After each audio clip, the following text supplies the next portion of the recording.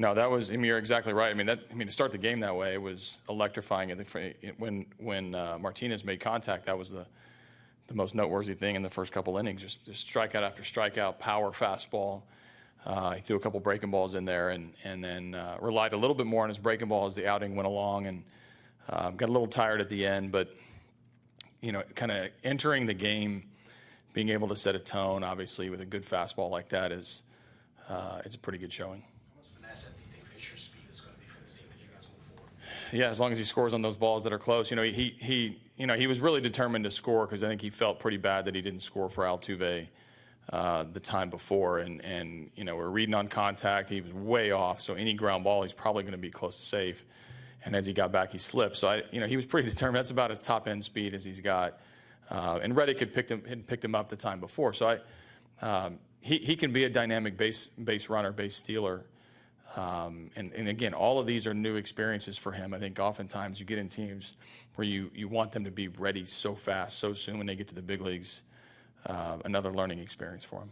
You mentioned pregame it was going to be good having Beltran and the DH back for the back end of the series. How was it? He was awesome. I mean, he set the tone early with the big home run. I mean, that's probably as far as he's hit a ball this year. And then the sac fly was good. The single when they turned him around right-handed. I think he was bored the last couple of days in the National League Park, so it was nice to get him 4 good at bats. He'll be back in there tomorrow. That was Reddicks' first homer off a lefty this year. He's kind of been in a little bit of a slump lately. What have you seen recently and then tonight? Yeah, he's forcing things a little bit. When he's at his best, he's really commanding the strike zone, and I thought that at bat in particular, he took a couple close pitches and hung in the at bat. That's a tough at bat. Chafin's good, and He's got the capability to put up really good at bats, and as the I say struggles, but as the balls in play are not falling for him, I felt like he's been a little bit outside of his game plan the last couple of days, back to the last week or so. So it's good to see him contribute. He got the big hit after the base running error on Altuve's sac fly, and then the attack on home runs proved to be pivotal because they started to put together an inning in the ninth. Offensively, you guys put pressure on Walker from the get-go. I mean, he only had one inning. They had 3 up and 3 down. You were constantly putting pressure on him. It's more like the way you guys have been playing for the majority of the season. Yeah, and we've seen him a little bit, obviously familiar with him from his time in our division.